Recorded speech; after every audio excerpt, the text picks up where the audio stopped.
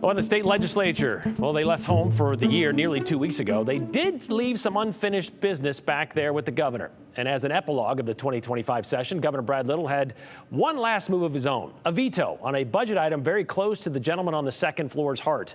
Joe Paris joins me now to see, Joe, the governor's veto of a budget item. How does this happen? Okay, so this is actually a little quirky nuance in Idaho law. And strictly in budget bills, the governor has line item veto authority, meaning that he can just say no to one section or one item in a budget. And that's exactly what happened in this situation.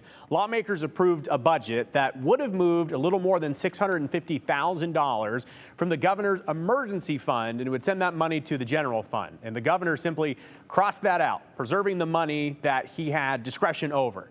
In his veto letter, Governor Little explained that in the veto, he says he used the emergency fund in recent years to do things like support the investigation into the murders of 4 University of Idaho students, to fight the fentanyl crisis, and to promote border security. And Governor Little's action was actually praised by the family of Kaylee Gonsalves, one of the 4 students that were murdered in 2022 at an off-campus home. Governor Little had committed up to $1 million from that fund as investigators tracked down who ended up being Brian Kohberger, innocent until proven guilty, but the prime suspect in this case. And the Gonsalves family, reacting to this veto, writes to me, quote, "We're in support of keeping the governor's emergency fund. In a case like ours, where a horrible tragedy occurred in a small jurisdiction in Idaho, the promise of a governor who prioritizes justice over dollars was pivotal in our case.